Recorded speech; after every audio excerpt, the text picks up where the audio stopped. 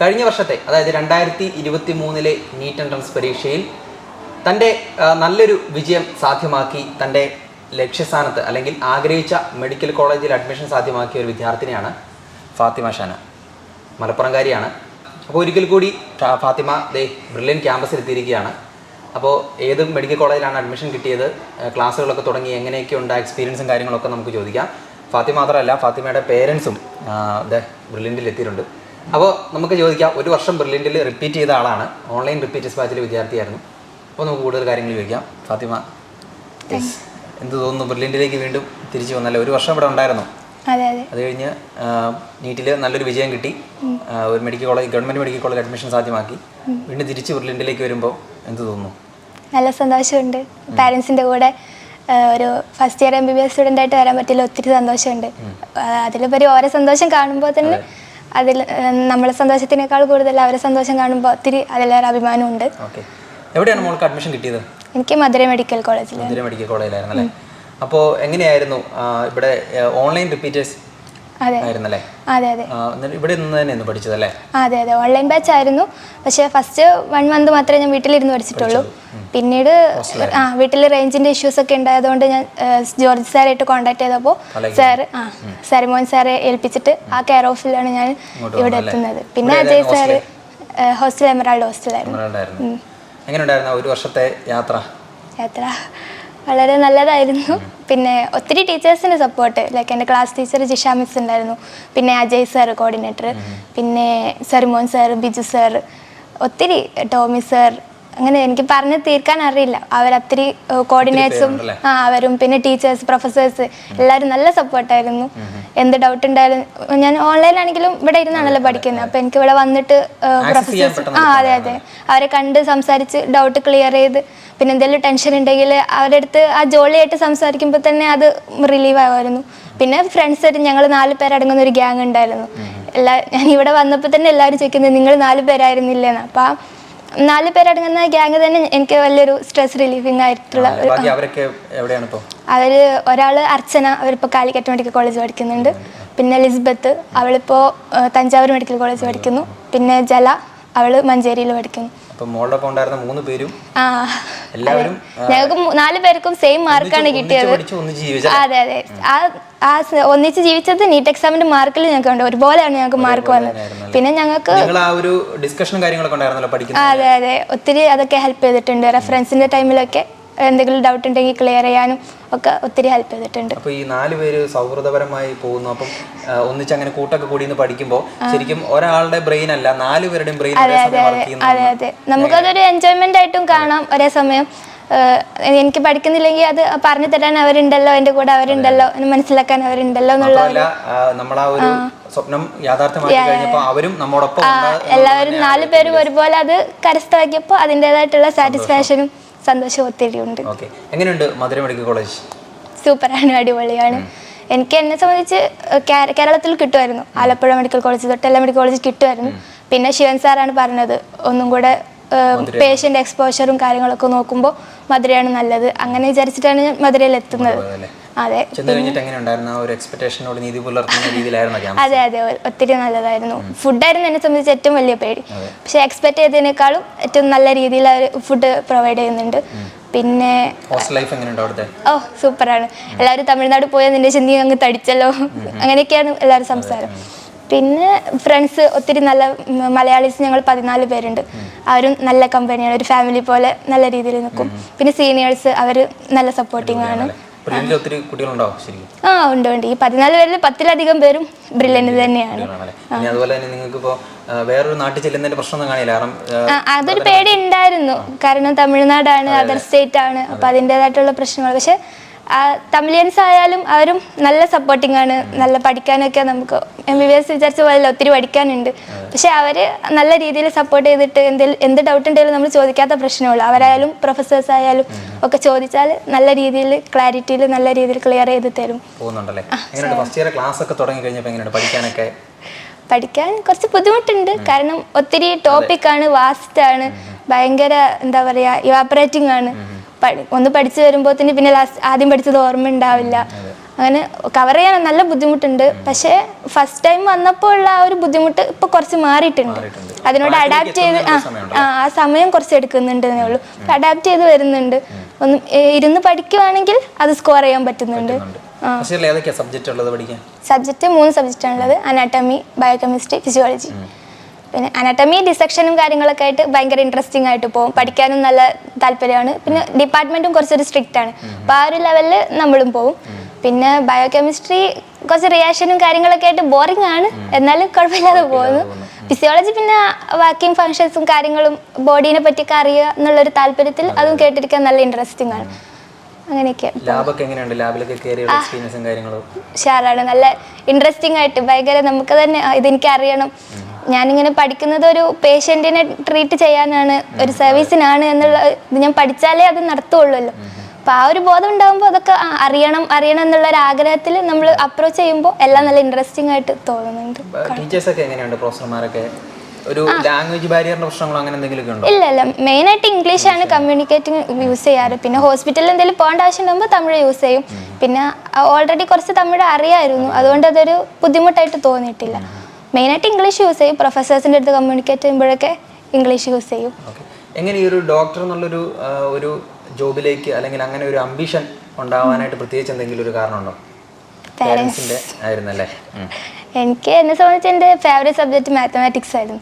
So അതിൽ PhD എടുത്ത് അങ്ങനെ എന്തെങ്കിലുമൊക്കെ ഒരു മാത്തമാറ്റിക്സിൽ എന്തെങ്കിലുമൊക്കെ കോൺട്രിബ്യൂട്ട് ചെയ്യണം, അങ്ങനെയായിരുന്നു എൻ്റെ ആഗ്രഹം. പിന്നീട് പാരൻസിൻ്റെ താല്പര്യം കണ്ടിട്ട് ജസ്റ്റ് നീറ്റിന് ഓക്കെ പ്രിപ്പയർ ചെയ്യാം. പിന്നെ ഒത്തിരി ടീച്ചേഴ്സ് അന്ന് തന്നെ പഠിപ്പിച്ച ടീച്ചേഴ്സ് ഞാൻ ഈ മാത്തമാറ്റിക്സിൽ PhD താല്പര്യം പറയുമ്പോൾ അവർ പറയും, നീ അതൊന്നും ആവേണ്ട ആളല്ല, നീ ഡോക്ടർ ആവണം, നിന്റെ മെൻ്റൽ ഒരു മാനസികാവസ്ഥ നോക്കുമ്പോൾ നിനക്കത് നല്ല സ്യൂട്ടബിൾ ആണ്, അങ്ങനെയൊക്കെ പറഞ്ഞിട്ട് അവരെന്നെ അതിലോട്ട് ആക്കുമായിരുന്നു. അതെ, അവർ കണ്ടായിരുന്നു. ആ സമയത്ത് തന്നെ അവരെന്നെ ഡോക്ടർ ഷാന എന്നായിരുന്നു വിളിച്ചോണ്ടിരുന്നത്. പക്ഷെ ഞാനതിന് തീരെ സപ്പോർട്ട് ചെയ്തില്ലായിരുന്നു. പിന്നെ അതെ പിന്നെ അന്നൊക്കെ ഒരു തെറ്റായ ധാരണ എന്താ വെച്ചാൽ ഇതൊക്കെ പഠിക്കാൻ ഒത്തിരി ക്യാഷ് വേണം, നമ്മളെ ഫാമിലി ഒരു മിഡിൽ ഫാമിലിയാണ്, അപ്പോൾ അതിന് കഴിയൂല, അതുകൊണ്ട് വെറുതെ എന്തിനാ, ആഗ്രഹങ്ങളാണ് ദുഃഖങ്ങൾക്ക് കാരണം, പിന്നെ എന്തിനാ വെറുതെ ആഗ്രഹിക്കുന്നത്, ആ രീതിയിൽ ഞാനത് വിട്ടായിരുന്നു. പിന്നെയാണ് സാർമാർ പറഞ്ഞിട്ട് അങ്ങനെയല്ല, അത് തിരുത്തിയത് എൻ്റെ സ്കൂളിൽ പഠിച്ച 10th വരെ എന്നെ പഠിപ്പിച്ച ടീച്ചേഴ്സ്, +1 +2 പഠിപ്പിച്ച ടീച്ചേഴ്സ് അവരൊക്കെയാണ് അങ്ങനെയല്ല, നീ പഠിക്കുകയാണെങ്കിൽ നിന്നെ തേടി ഇങ്ങോട്ട് വരും എന്ന് പറയുന്നത്. അങ്ങനെ പിന്നെ എൻ്റെ +2 100% മാർക്ക് കണ്ടിട്ടാണ് എനിക്ക് ബ്രില്യൻറ്റിൽ സ്കോളർഷിപ്പ് കിട്ടുന്നത്. അങ്ങനെയാണ് ബ്രില്യൻറ്റിൽ എത്തുന്നത്. പിന്നീട് അങ്ങോട്ടൊരു നല്ലൊരു യാത്രയായിരുന്നു. അതെ, ആ ഒരു ലക്ഷ്യസ്ഥാനത്തെത്തി നിൽക്കുന്നു. ഇപ്പം സ്വന്തമായിട്ട് ഒരു അത്ര നാളത്തെ ഒരു പ്രയത്നം സഫലമായതിന്റെ ഒരു സന്തോഷം തീർച്ചയായിട്ടും. റിസൾട്ട് ഒക്കെ വന്നപ്പം എന്തായിരുന്നു പെട്ടെന്ന് മനസ്സിലേക്ക് വന്നത്? ഫാമിലിക്ക് എന്ത് പറഞ്ഞു പേരൻസ് ഒക്കെ? അവരൊക്കെ നല്ല സന്തോഷമായിരുന്നു റിസൾട്ട് കിട്ടിയ. പിന്നെ വല്യപ്പ ഉണ്ട്, വല്യപ്പാക്ക് ഭയങ്കര ആഗ്രഹമായിരുന്നു നല്ലൊരു ഇതിൽ കാണുമെന്ന്. അപ്പോൾ വല്യപ്പ ഇപ്പൊ ഇല്ല, അപ്പൊ അതിന്റെ ഒരു അത് കാണാനുണ്ടായില്ലല്ലോ എന്നുള്ളൊരു വിഷമം ഉണ്ടായിരുന്നു. പിന്നെ ഹാപ്പിയാണ്, കുഴപ്പമൊന്നുമില്ല. അപ്പോൾ ഇനിയിപ്പോൾ 2024 നീറ്റ് എക്സാം വരാൻ പോകുന്നു, അധികം നാളുകളിലില്ല. ബ്രില്യൻറ്റിലായാലും മോഡൽ എക്സാംസ് ഒക്കെ ആരംഭിച്ചു. അപ്പോൾ നമ്മുടെ കുട്ടികളോട് എന്താണ് പറയാനുള്ളത്? എല്ലാവരും നല്ലവണ്ണം പഠിക്കുക. നീറ്റ് സിമ്പിൾ കാര്യമാണ് MBBS വെച്ച് നോക്കുമ്പോൾ. അതൊക്കെ പ്രയത്നിച്ചാൽ കിട്ടാൻ മാത്രമേ ഉള്ളൂ. വെറുതെ അതിൻ്റെ പേരിൽ ടെൻഷൻ അടിക്കാതിരിക്കുക, ഭയങ്കര കൂളായിട്ടെല്ലാം കാണുക.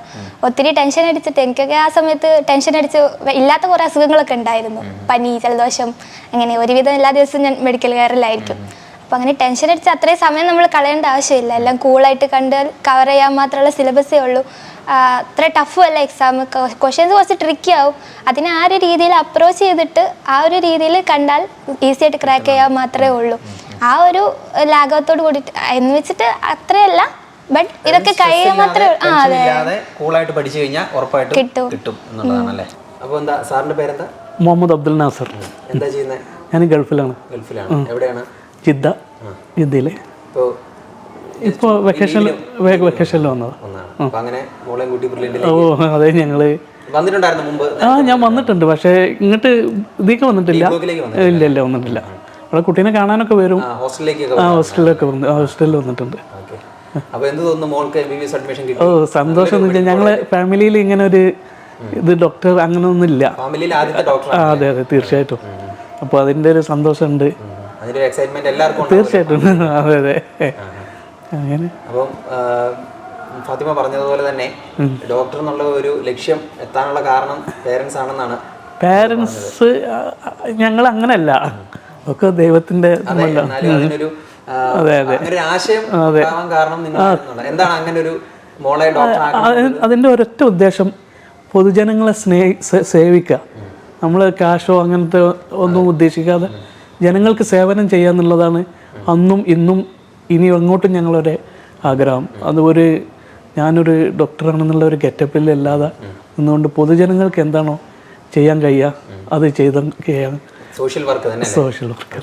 മോളെ ഒരു നീറ്റ് എൻട്രൻസിന് വിടണം എന്ന് ആഗ്രഹിച്ചപ്പോൾ, ഒരു കോച്ചിങ് കൊടുക്കണം എന്ന് ആഗ്രഹിച്ചപ്പോൾ ബ്രില്യൻറ്റ് ചൂസ് ചെയ്യാനായിട്ട് എന്തെങ്കിലും പ്രത്യേകിച്ച് കാരണങ്ങളുണ്ടായിരുന്ന സമയത്ത്? ഞാൻ പറഞ്ഞ അതിൻ്റെ 100% അതിൻ്റെ എല്ലാ കാര്യങ്ങളും അറിയുന്നത് വൈഫാണ്. എനിക്കതിനെ കുറിച്ചൊന്നും അറിയില്ല. ബ്രില്യൻറ്റിനെ കുറിച്ച് പുള്ളിക്ക് നന്നായിട്ട് അറിയാം. അതിനുശേഷം നെറ്റിൽ സെർച്ച് ചെയ്ത് നോക്കിയപ്പോൾ ബ്രില്യൻറ്റ് സ്ഥാപനം എങ്ങനെയാണെന്ന് എനിക്ക് മനസ്സിലായി. അപ്പോൾ എന്താണ് ഉമ്മയുടെ പേര്? എൻ്റെ പേര് ഹബീബ. വീട്ടിലെ അപ്പം എന്ത് തോന്നുന്നു മോൾക്ക് MBBS അഡ്മിഷൻ കിട്ടിയപ്പോൾ? മോൾക്ക് അഡ്മിഷൻ കിട്ടിയപ്പോൾ ആദ്യമായിട്ട് ഞാൻ ദൈവത്തിന് സ്തുതി പറഞ്ഞു. അതിൻ്റെ കൂടെ തന്നെ ബ്രില്യൻ്റ് കുടുംബത്തിനോട് തന്നെ അത് എങ്ങനെ പറയണമെന്ന് എനിക്കറിയില്ല. ഞാനെപ്പോഴും മോളോട് പറയണതാണ്, എനിക്ക് ബ്രില്യൻറ്റിനോട് സംസാരിക്കാൻ ഒരു അവസരം കിട്ടുകയാണ് എന്നുണ്ടെങ്കിൽ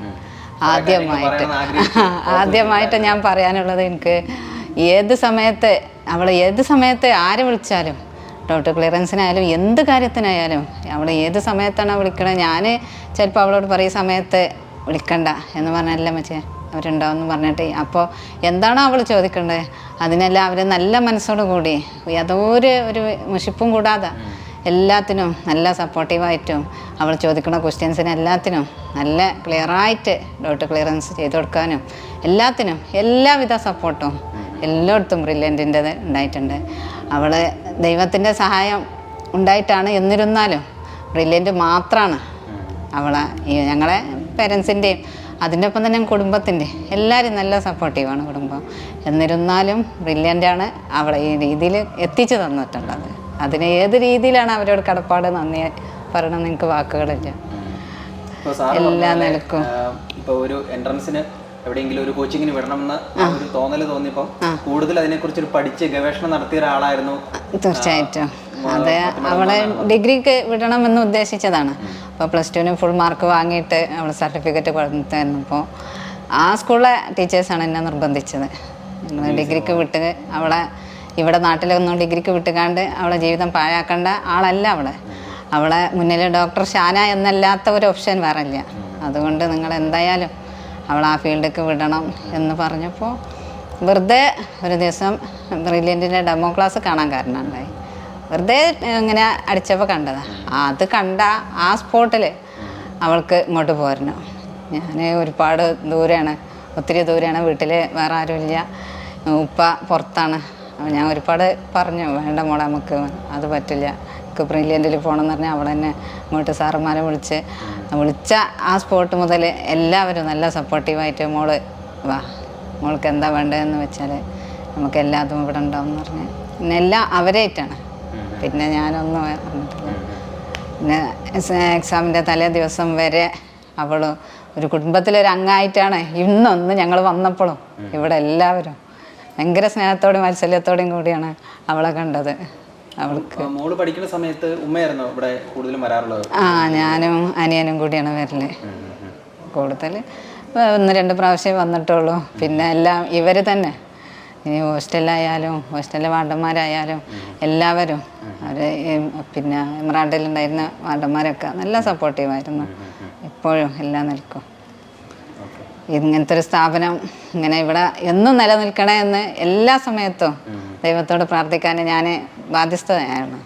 കാരണം അത്രക്ക് എല്ലാ നിലക്കും നമ്മളെ കുട്ടീനെ ഈ ഒരു സ്ഥാനത്ത് എത്തിക്കാൻ നല്ലൊരു ഉത്തരവാദിത്വ ബോധത്തോടു കൂടി തന്നെയാണ് ബ്രില്യൻറ്റ് നമ്മളെ ഹെൽപ്പ് ചെയ്തിട്ടുള്ളത്.